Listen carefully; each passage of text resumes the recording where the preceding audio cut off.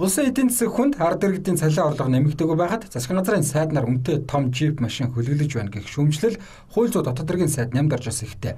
Тэрээр ерөнхий сайд түүнийг энэ машин зарахыг үүрэг болгосон харин ганц нямдарч биш засгийн газрын бүх гишүүд үнэтэй джип машиныг унахаар засгийн газрын автобазад захиалга өгсөн гэдгийг ардчилсан намын нарийн бичгийн дарга Магна Уржигдэр мэдгдсэн. Тэгвэл энэ орон цэцлэлгүй гүтгэлэг гэж сангийн сайд мэдгдлээ. Магна гэдэг хүн Монгол Улсын засгийн газрын бүх гишүүд Lexus маркийн машиныг захиалга хийсэн байна, баримтан байна гэдэг ортоос үндэслэлгүй зүйлийг олон нийтийн хэрэгслээр гүтгэхийн ажлыг бол зохион байгуулсан.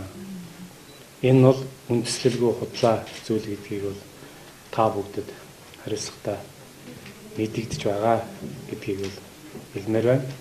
Ингээд Монгол Улсын засгийн газрын зүгээс Монгол Улсын засгийн газрын хэрэг эрхлэх газрын зүгээс тэр гүтгэлэг тарааж байгаа хүнийг холбогд хуулийн байгууллагад шалгуулахаар өгөхөөр болж байгаагаа бас үгээр мэдэгдэж байна.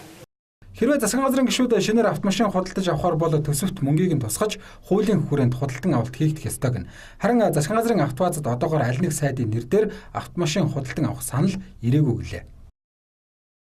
За яг өнөөдрийн байдлаар манай дээр одоо 5-7 машин захиалсан, бие лавда захиалсан байхгүй. Ер нь бол одоо тэр хаанаас ямар худлаа мэдээлэл ингэж засагтаа орон засгийн мэдээлэл засагтаад гэдэг энийг би ойлгохгүй.